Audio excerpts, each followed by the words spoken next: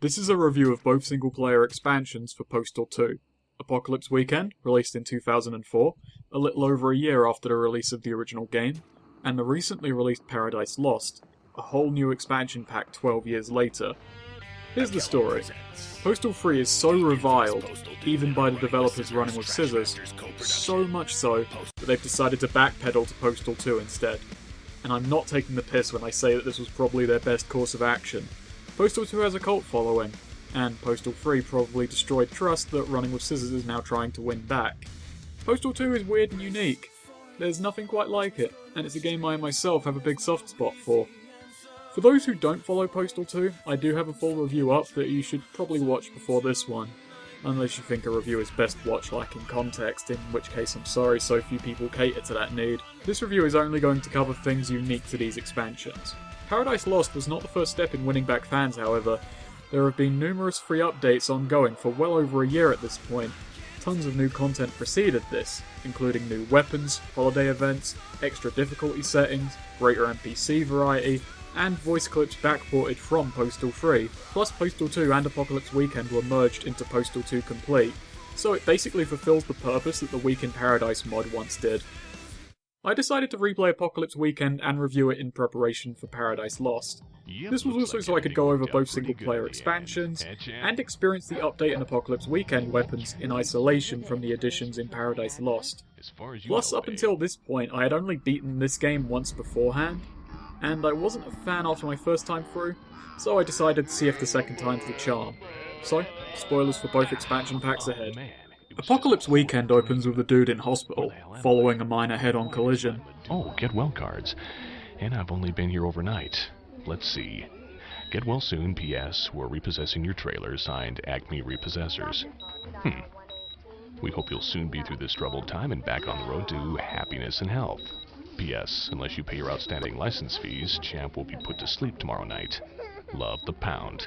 And last but not least, you should only die. I'm moving back in with Mother, signed your hateful wife. Well, at least the news isn't all bad. After a brief recovery period, he heads off to make some dosh. While this is happening, the apocalypse kicks off. Again. So, we decide to check out of hospital while the head wound throws texture fuckery and zombie Gary Coleman our way. The Coleman are probably my favourite addition brought about in this expansion. Grenade enemies in Postal 2 were few and far between, and the fact they make you use your kick in creative ways makes the battles with the Colemen really enjoyable. They appear fairly rarely, which is really unfortunate. They're probably the most rewarding enemy to fight. We also run into Dervish Cats, another infrequent enemy type, and I only remembered these at the last second because they're such non-threats. They barely do any damage and they go down really easily. And again, they're quite rare. As for the texture fuckery, the head wound sections are not really noteworthy either. They have barely a handful of appearances that don't last for any sizable length of time. In only 2 sections that they introduce new gameplay elements, and they're both fairly easy, short platformer sections. Postal Dude's brain is really taking it easy on him. We leave the hospital and enter the one free roaming area the game has. Apocalypse Weekend is pretty much an inversion of Postal 2. It's one free roaming area, visited 3 times over the course of this 3-hour adventure, and each time you're here it takes 2 minutes to trek across it and just reach the next required objective. This game is spent by and large in quite long A to B missions and kill-em-all hunting sections. You don't choose the order in which you tackle objectives either. It's really bizarre to say it, but this game has the exact same structure as the PC version of Spider-Man 2, except that at least had a minigame in the useless free roam area. This is a strictly linear affair, and linear isn't a bad thing, but as an expansion to an entirely free roam game, it doesn't really mesh. While Apocalypse Weekend does have some of the trappings of Postal 2, it lacks any of its charm, and in doing so seems to misunderstand what made it enjoyable. The dude goes to grab some food, and is instead greeted with another new enemy type. Tourette zombies. Oh, I suppose you want some food now too? Jesus, where do you fucking people come from?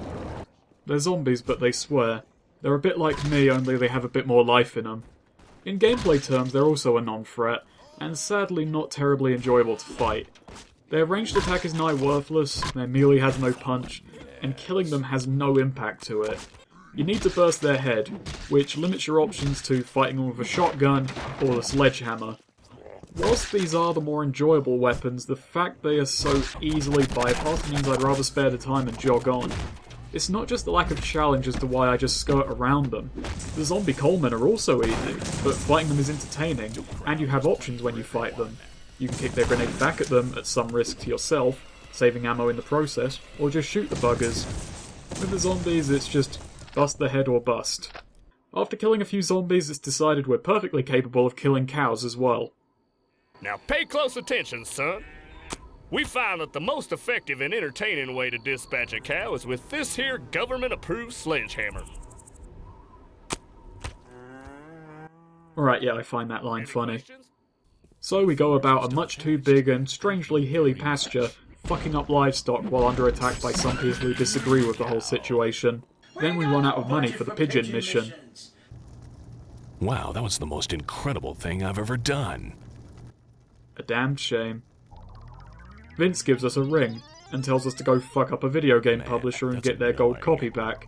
We have nothing better to do, we do that. Running with scissors and the long dead interactive did not really get on.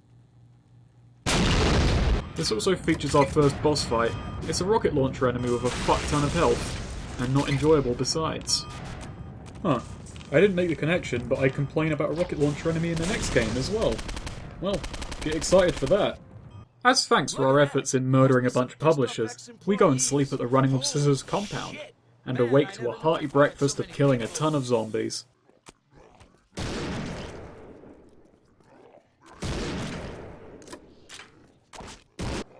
We head off to go get Champ from the pound, and on the way stop off to kill some elephants too.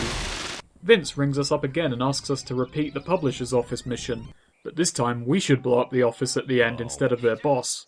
To aid us in take 2, we head off to go and get a bomb from Al-Qaeda. We head through the base, then do the same level again, but backwards. The US Army arrests us on suspicion of being a terrorist, and they're absolutely right, but for the wrong reasons. And now I am dying. And because being detained forever would make for a only slightly more interesting story, we decide to bust out of the army base. On the way through we make sure to stop off and grab a nuke, so that we may then backtrack through the base. Our attempt at backtracking being somewhat cut off by a door that glitched earlier on because some jibs fell in it before I walked through an autosave. We no clip and keep on trucking, doing the same level we just did backwards unimpeded. We head back to the publisher's office, plant the nuke, go and grab Champ from the pound and sod off to the bridge to escape paradise. Now, I remembered finding Apocalypse Weekend a slow, unenjoyable slog from start to finish. Long, bland A to B levels filled from beginning to end with bullet sponge enemies. Granted, playing on hard did alleviate this somewhat. Also, you get to play some of those levels twice, with no awareness or comment as to why in most cases. The 3 weapons added in Apocalypse Weekend are the machete, the sledgehammer, and the scythe. They are heads and shoulders above any of the melee weapons from Postal 2 itself, and they are sadly out of place in this expansion due to its entirely linear nature and the nature of most of its enemies. You can't even go Postal with what are the 3 best melee weapons on offer. It's worth considering that in the initial release, these weapons were exclusive to Saturday and Sunday unless you modded the game. The new weapons in the updates have actually made Apocalypse Weekend a bit more palatable retroactively, mostly because they're just out and out better than their base counterparts. For the most part, this is balanced out by them requiring their own unique ammo, limiting their use somewhat. And then we have the sawn-off shotgun. The sawn-off shotgun is so powerful, so useful, so utterly game-breaking that I should complain about it, but it's just so much goddamn fun to use that I can't bring myself to do it. The idea is that it has a shorter range and has to reload, but in return you get more damage out of it. That's in theory. In practice it does so much damage that it technically has better range than the shotgun. It shares the ammo of the shotgun, and the need to reload doesn't matter all that much if by the time you reload everyone else is fucking dead. Overall, the update weapons are alright. It is variety for the sake of variety, and in core Postal 2 that's only a good thing. In a linear shooter where quickly being able to select weapons is a bit more of a priority, it gets a little annoying. Considering that a grand majority of the new weapons are side grades, rather than unique additions, it makes things cluttered without really adding much. And it feels like a missed opportunity. Only the chainsaw, sawn-off shotgun, and aerosol flamethrower have roles unique from the weapons that were already present. Also, this is what the sawn-off shotgun did to the final boss of the game.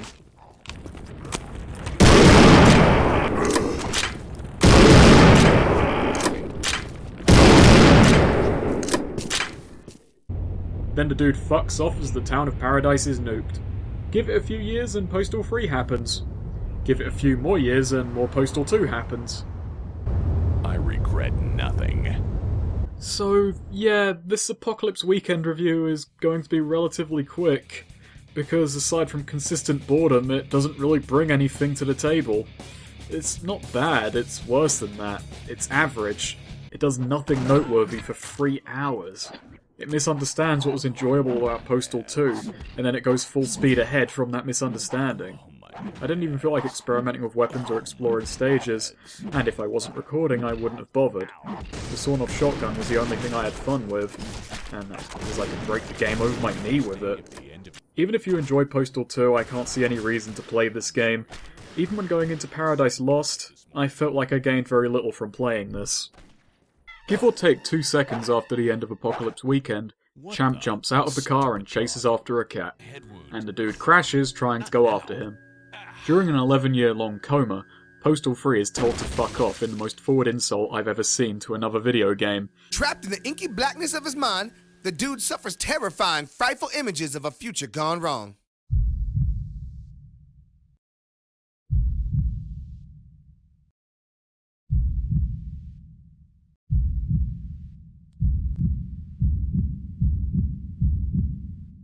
I regret nothing. And not an undeserved one either. It does nick their voice actor on the way out though. When the dude awakens, Champ is gone, and there's someone knocking about in the dude's skull. But I think I'm just fine now. What the hell was that? Mysterious voice changing aside, the Postal dude learns he has miraculously recovered from an 11-year radiation-induced coma. He now stands at the outskirts of an unfamiliar town. If he wishes to find his lost dog Champ, he'll have to begin his search there. But he doesn't seem too beside himself about it. The dude decides to head back to Paradise to find Champ, and a helpful bloke gives us a map fragment. We must have left our old map at the hospital. So, Rick Hunter is back. So, Corey Cruz is back. You know, I didn't actually mind Corey Cruz in Postal 3. He pulled the voice off well, and to his credit, the dude's delivery at times was the only enjoyable thing in that game. Plus, I'll take a doppelganger dude over those pointless texture fuck sections as the head wounds caveat easily. The head wound doesn't affect gameplay whatsoever. It's used purely so the dude can talk to himself, and this turns out to be an upgrade.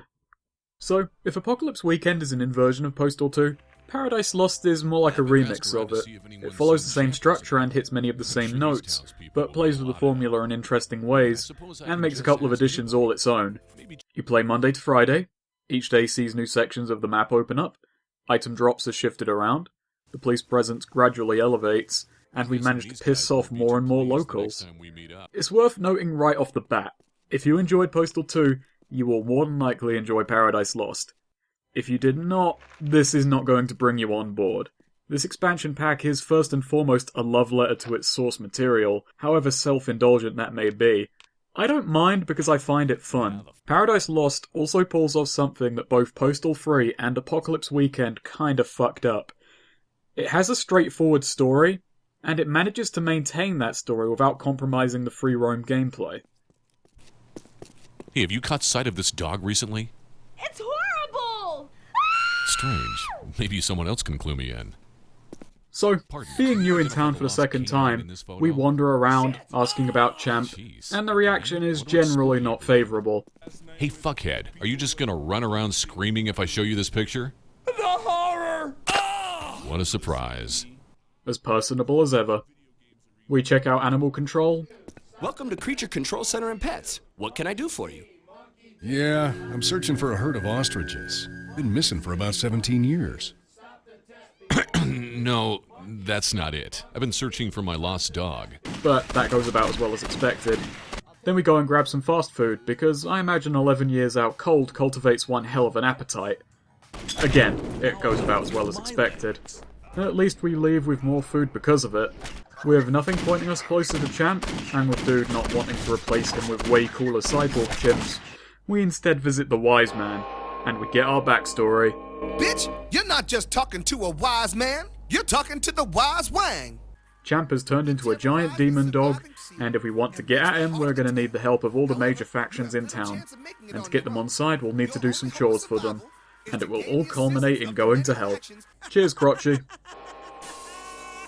Oh, great. The dude heads These back to the guys train again. yard and is ambushed by those absolute pushover zombies. He's saved from a moment's boredom by Vince, so he goes and stays at Running with Scissors Church for the night. The next day, as thanks for saving us from those slow, useless zombie enemies that still exist, we do some odd jobs for Vince. The usual day-to-day for game devs, grab some toilet paper, take stock of the competition. After that, we return to the church, and it gets overrun. In our escape, we get captured by Mike J. You see, the sawed-off shotgun has seemingly been patched out. I had it on my first playthrough of the game, but it must have been removed, because he's got the balls to capture us. It was a shotgun-induced plot hole. Hell, what a day that was. I saw my former employer become one of the undead, got captured by a horde of mad cow Tourette zombies, and finally ended up imprisoned in the junkyard of a demonic bovine overlord. And despite all that, I'm still no closer to finding Champ. Yep, looks like it's another fine mess you've gotten yourself into. How do you plan to get out of this one, Skippy? Wednesday rolls around and he's willing to not kill us if we do some odd jobs while he gets ready for his wedding. Begging for dosh, Hi there. Want to chip in to support this conveniently indeterminate cause? getting parts for an There it AC, is.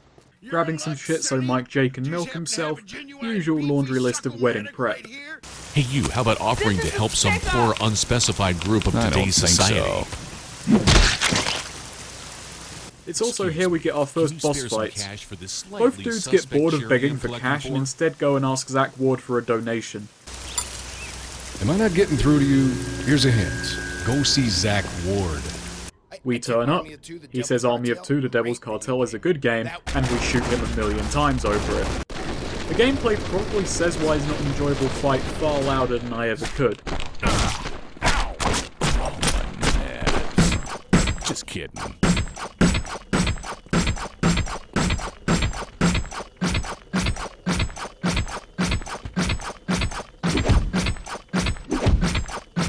Wrong today. On the way back, we find out who the bride is. You're just in time for the wedding ceremony!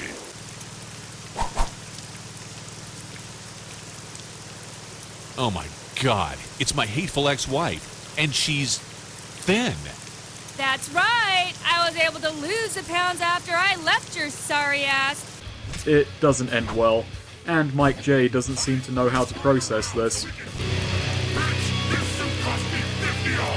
This is probably my favourite boss fight in the entire game.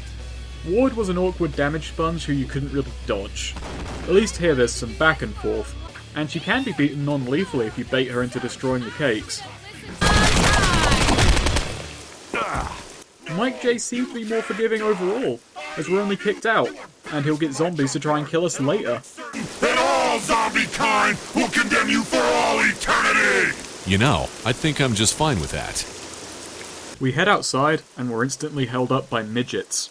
Halt, tall one! The time is now ours, the blessed pint size, to rise from the depths and overthrow those who tower above us, and you shall be the first of many sacrifices in our holy war against the tall. Whoa there, little buddies. I mean you no harm, for now at least. I'm just passing through these parts to find and cure my highly irradiated dog from his mutant form. You speak of the legendary El Perro Loco? He wishes to cure the beast of his colossal form, to take what is big and make it small. He must be one of us. We have misjudged you, tall one. Clearly one who wishes to shrink what is large thinks as we do. Luckily our goals line up somewhat, and we seem to be taken in as an honorary midget. So, we spend Thursday helping the Colemen, led by Gary Coleman in their bid to rise up and take over Paradise. And in exchange, we'll get a smallification cure for Champ. All we need to do is the hardest objective in the game. Listening to the dudes sing. Oops, I nuked you again. I pressed the button. Wiped out society. It's actually amazing. The pacifist option for once causes more harm than the lethal one. That's some honest innovation there, Running with Scissors, and you should be sodding proud. We also get robot stilts, because these small lads are hypocrites. The Colemen stick to their word and we get a smallification cure. The testing phase causes some tensions, however, and the subsequent shootout in a bid to escape probably doesn't help matters. I'm not sure how I feel about the appearance of Gary Coleman, or his decade-old voice clips at least. Don't you know who I am? I'm all for the pun of the coal men and coal mine, perhaps a little bit more than I should be, but it feels a little in poor taste. After escaping the coal men, we run into Osama. Luckily, Al-Qaeda have turned over a new leaf. Al-Qaeda is a peace-loving group, loving about races and creeds. And this is particularly good news for us because our head wound is getting bored and it decides to worsen. We awake the next day in Al-Qaeda care, head wound now healed and up and walking about. Morning, sunshine. I'm afraid I can't hang around and chat, though. If you'll excuse me, I'm off to find my lost dog, Champ. Wait a minute, your lost dog? Osama's willing to chuck us an IED together to help us finish our quest, if we gather the components, and go do him a quick favour along the way. So, with 4 groups helped and hindered, we get our IED and remind Al-Qaeda of their more humble roots. Guess I'll be on my way now. Oh, and sorry about that whole 72 virgins thing not working out for you. We were promised 72 virgins for the destruction of infidels, weren't we? Yes, it is not too late to make good on that promise, is it? Shit.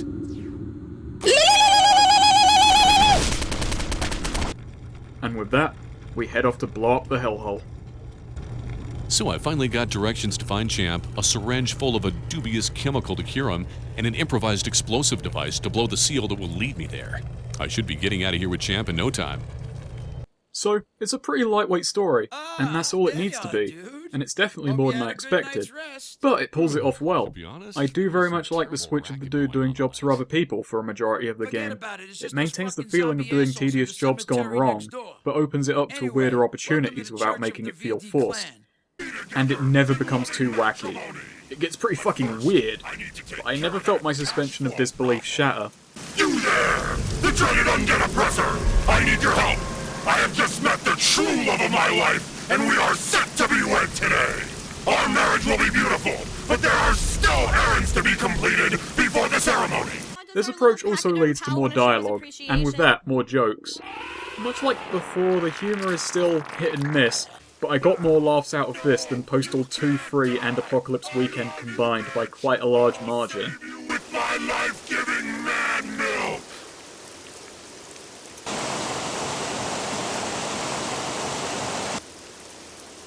Well, shit. Now I recognize her. Much like Postal 3, a lot of the jokes I enjoyed came from the dude and his deadpan delivery. Him being unfazed and so above it all as shit just gets weirder around him is played up well, but it does not become the sole joke. Corey Cruz knocking about in our noggin is also used well. It's a good way to have a character think out loud, without actually doing so. Spending the night in a dank, putrid cave on a mattress built for a midget. My, what wonderful places you bring us to. Shut up, Brain. I'm not in the mood to deal with you right now. Short-tempered today, are we? Speaking of short, here comes one of those midget guys. Andy manages to create a good contrast with himself. I find it funny that the most outright heroic version of the character is in our head, being the less patient one. Or at least he was in my playthrough. What are you waiting for? Christmas? Let's go through that door already. I will say this. Paradise Lost does not distance itself from Postal 3 sheepishly. It fucking legs it with confidence while taking their lead voice actor with them. The use of the apocalypse is also something I find really interesting, and it's in the way the apocalypse is used in the context of Postal 2 style gameplay. Postal 2 is all about mundane and day-to-day tasks going spectacularly wrong, but how do you make that work in the apocalypse? You turn up a decade late when the apocalypse has become the norm. Plus you're doing mundane shit for this guy. I like post-apocalyptic stuff, and I find this take on it really fitting. Postal 2 always had elements of scrounging weapons and items, so this feels like a natural evolution gameplay-wise. And lastly, kudos for somehow making Paradise even more of a depressing shithole than it already was. Wandering about this place is quite nostalgic for me, and seeing how it's all come tumbling down. Whilst to my knowledge there's only one completely new free roam area, an underground bar situating the new prison, the amount of changes the old maps have seen ranges from a couple that have just gotten new weather effects, to some with whole new buildings, impasses and things to piss on. I love the new take on the prison map in particular, it's so cheery. The mall map, on the other hand, is just, well, it's depressing. All business has moved to the train yard instead, plus the market has been taken over by gun and health vending machines.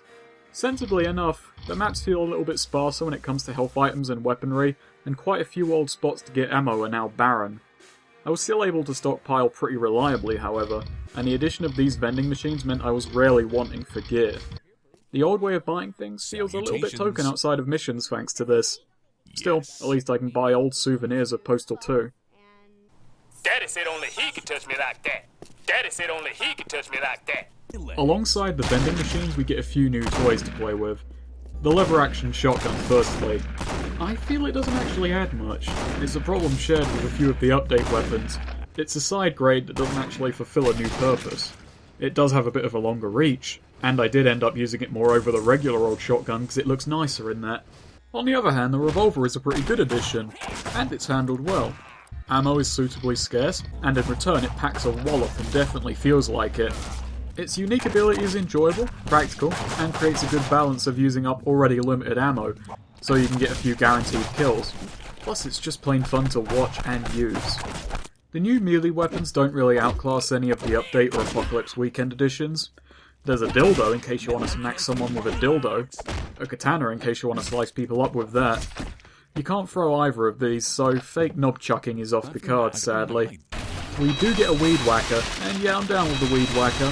Postal 2 did need a chainsaw or two, and only one needed to actually be a chainsaw. There are also a couple of additions to expand on pacifist runs, and they're handled well. Stun grenades, which I never used, unless I was just going to kill someone a moment later and wanted them to stand still, and the beanbag launcher. In both of my playthroughs I ended up with plentiful ammo for this thing. I'm not complaining, as gunning people down with it is quite enjoyable, if still more risky than your more killy options. It just feels visceral for whatever reason.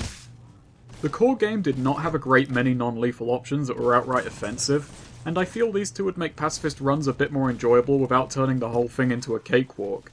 The earliest you can get a beanbag launcher is Wednesday, and the stun grenades are fiddly and short-ranged, plus they don't mesh well with my devil-may-care shoot everyone in the face approach to confrontation. Alongside all this, there is a secret or two knocking about if you're willing to look, or just have it told to you after you finish the recording. And if you want to soup up some of your older gear, well, there's always Habib's Power Station, granting us the ability to dual wield, and goddamn is it an enjoyable and welcome addition. Much like health pipes, I did find myself being reserved with these, because it's a sheer power trip, and I tried to save it for boss fights because of that.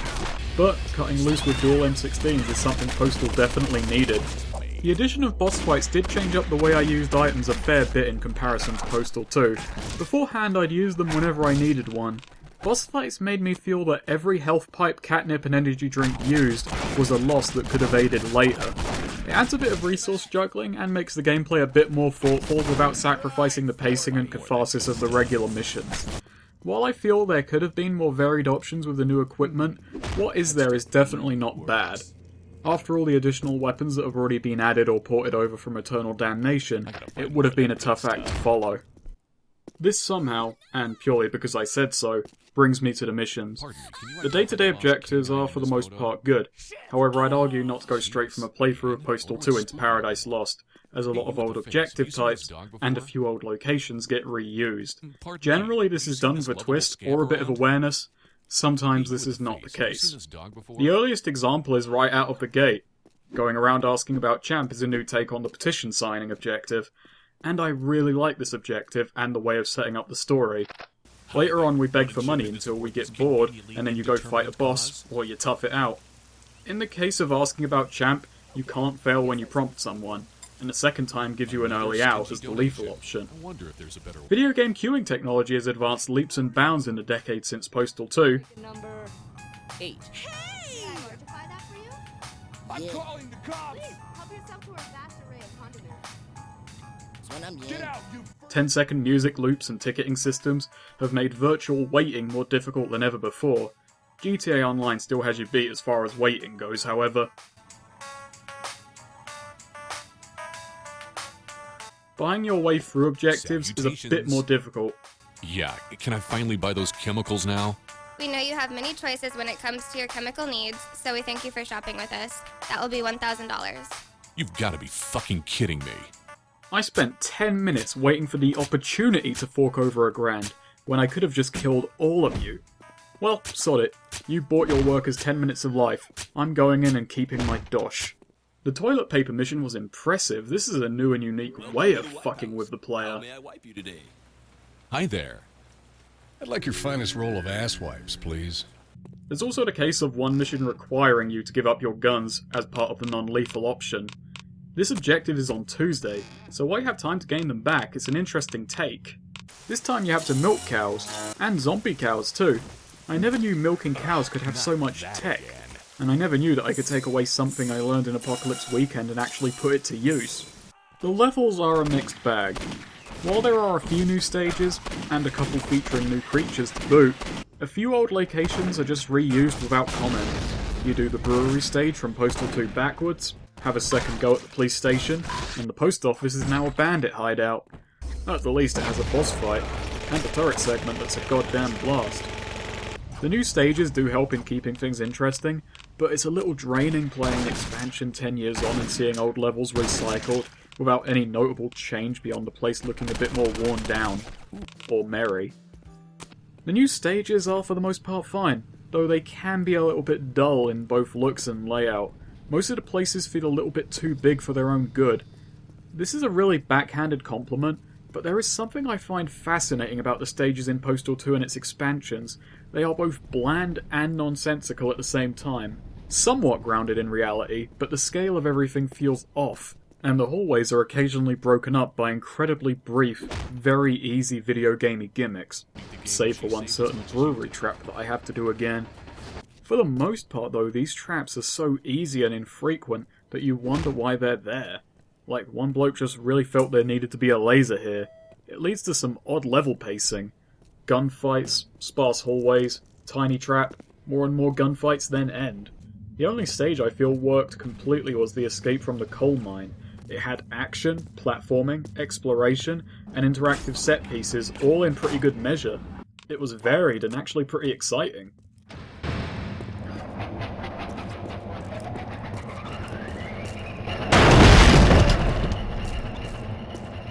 It's hard to judge the difficulty of the game overall, as there are more than 10 options present, so pick your poison. One thing that bears repeating is that difficulty increases damage both ways, so I feel the lower difficulties make the whole game feel a little bit slow. I'd recommend playing on Harden Up as it makes the whole game a bit more impactful. The difficulty over the course of the game feels inconsistent, however, some late game missions being cakewalks and vice versa. The Robotics Factory stage appears on Thursday, so it's pretty late. This is mainly due to the vendor cure enemies. I like this enemy type. You piss on them, you get health, and they die humiliated. But they are not challenging foes outside of this one room. The entire stage is a cakewalk. And if you just piss the whole way through, you can actually make a pretty tidy gain just from testing a bunch of robots. These enemies are never present in the game again, which is a shame because I feel they'd be best used acting alongside the regular human enemies to mix the game up a bit. The Lucky Ganesh stage on Friday is probably the worst offender, however. You get the blasting cap for the IED, and then this happens. My brethren, we have finally been called back to the surface. It's now time for us to cleanse the world of all post-apocalyptic abominations and reclaim what is ours. These guys have lived in one dinky hallway for well over a decade. You can just gun it to the ladder and skip the whole thing. It's just one hallway of gimps. And this late in the game, you definitely need more than just one hallway of gimps. Meanwhile, two of the toughest encounters are on Tuesday. One is completely optional, but goddamn, the mall security does not fuck around. Second is getting an AC part from the mental asylum. This is difficult because the game asks you to approach rocket launcher enemies from below, and you walk into ambushes 3 times in the course of getting the part. This is the one case of the game being difficult from enemy placement, rather than sheer quantity of enemies outside of the post office stage. It's legitimately tricky, and if a rocket launcher enemy gets the jump on you, well then you're at a pretty big disadvantage and it's hard to get your footing back. Never mind all the other attackers. Paradise Lost has way better weapon variety in the enemies. The core game really underutilized this. It'd be really rare to run into enemies using anything other than the pistol, shotgun, M16 and the occasional rocket launcher. Here, grenades, molotovs, and the occasional cowhead are more common. This usually works out disastrously for the enemies, but disaster is the name of the game. I'll say one thing. Considering I beat both Apocalypse Weekend and Paradise Lost on the same difficulty, hard, if you can beat the former, you can definitely beat the latter. Back to the story. We arrive at the hellhole and someone has already blown it up, meaning we helped Al-Qaeda for nothing. IED now. I guess we're an IED richer than we would have been. Off we fuck. So, hell. Well, honestly, it's a bit of a stroll. It's the easiest final stage I can name. The zombies from Apocalypse Weekend don't really make a challenging closer, and they only appear a handful of times. Hell is pretty empty, all told. Weird thing is, I don't mind it. It's a nice, casual, serene walk in the park. There has to be someone out there who chills to the sounds of the damned.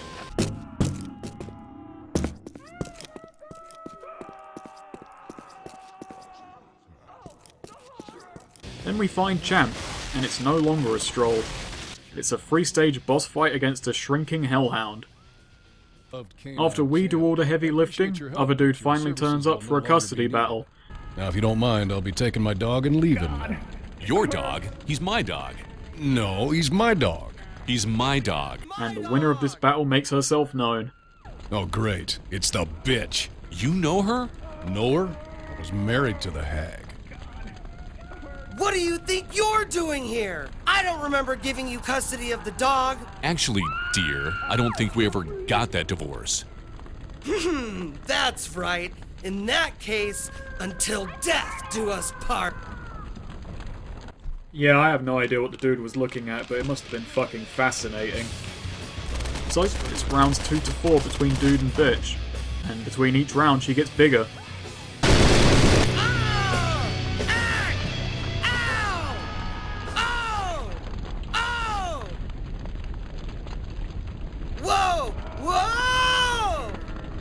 Well, that's that, I suppose. Mike J makes his exit, and Champ is forced to make his. This whole situation is really fucking weird. So, those two fights. Well, they're ultimately fine. Fun when you know what you're doing. My first time through, I didn't stock up properly for them. The moment you clear the last objective on Friday, that's it, off to the hellhole. So, 2 multi-stage bosses in a row is a real kick up the arse, but at least it forced me to learn their patterns rather than just power through them with use of health items. To the game's credit, all of their attacks can be predicted and dodged once you get them down. The problem is, they have all of their moves from the first stage of their respective fights, and neither gets notably harder or easier. So the fights can feel like they drag on a bit without really evolving. So that was really something. Well, good luck in your attempt to rescue your dog. I thought he was your dog. Are you crazy enough to follow the bitch into that? Just for a dog? Watch me. Then after those two, we get to the final boss.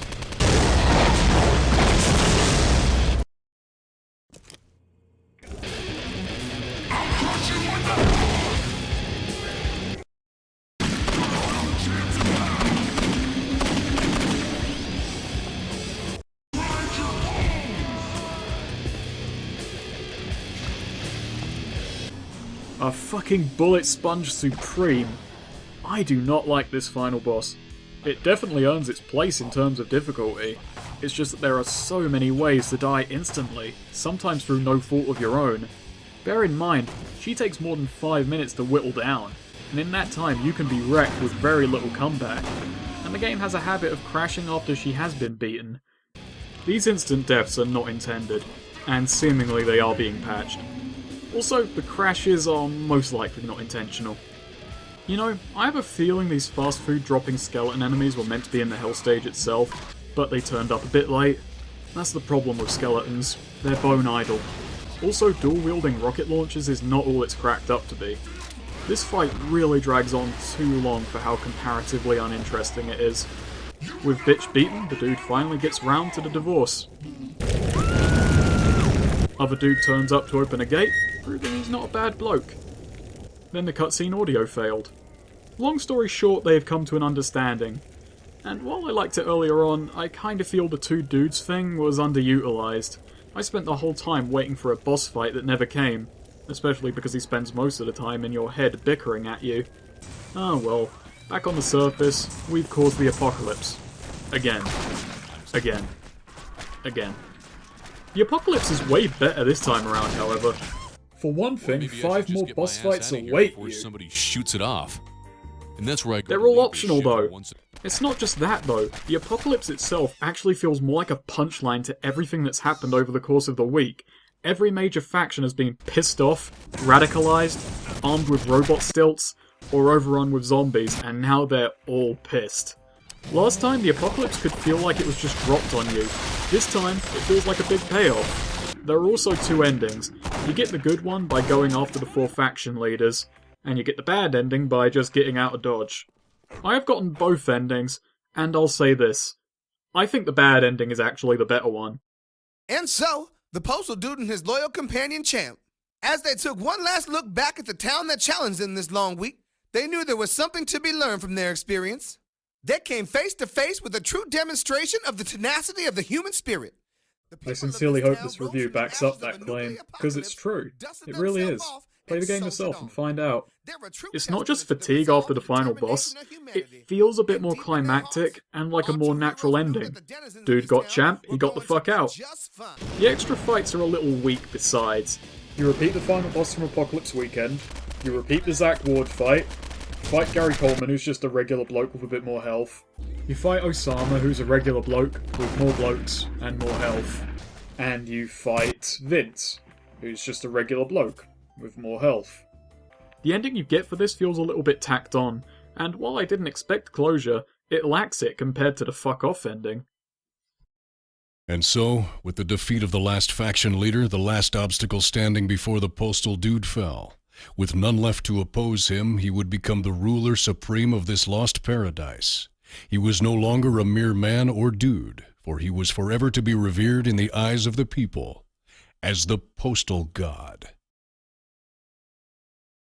And that, kiddies, concludes our tale. Tune in next week, same time, same place, for the continuing adventures in the life of the Postal Dude. And remember, whatever you do, have no regrets.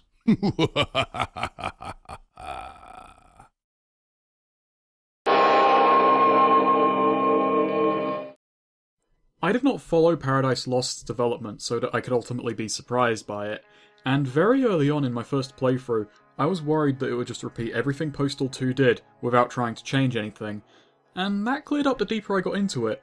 There are a lot of repeated notes from Postal 2, but they are handled differently, and by being so familiar but just that bit different, it makes it interesting. That is to the game's benefit and to its detriment. Whilst I'm on board for this kind of thing, it's not going to bring new people on board.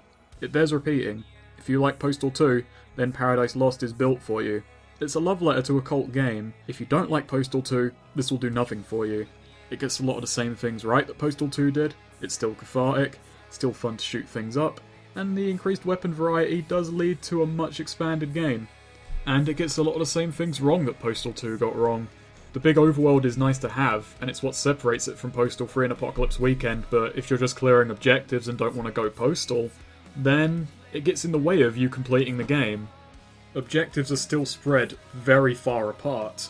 You still get stuck in walls a lot, and there are still crashes. The issue is, I can't recommend it over Postal 2 itself, just by having more content. You need to have an understanding of Postal 2 first, or at least an appreciation or passing knowledge of it to really get everything out of this. In the end, I enjoy Postal 2 because it's flawed but enjoyable. It feels earnest. It doesn't matter if it isn't the best game ever made, because it wants to be fun and it tries its hardest to deliver its own brand of oddity and enjoyment. Paradise Lost manages to hold on to that. When it comes to video games and films, there's nothing I hate more than when a game tries to excuse poor execution as some sort of self-aware joke. It always feels like a cowardly cop-out. When there's a flaw in something that's otherwise earnest and enjoyable, it becomes more interesting to me. What I'm saying is that after Postal 3, it would have been easy to take the piss out of that game, and some of the flaws in Postal 2 itself for a few cheap jokes, but it avoids that. It's not outright reverential of its source material, but it has a respect for it and it tries to use it as a springboard for further ideas. Running with Scissors have really been outdoing themselves in the last couple of years. Tons of free updates to Postal 2 have led up to Paradise Lost, and it doesn't seem the updates are going to stop anytime soon. Plus, there's a complete remake incoming for Postal 1, and whilst this is all well and good, I do hope that Running with Scissors does try something new soon.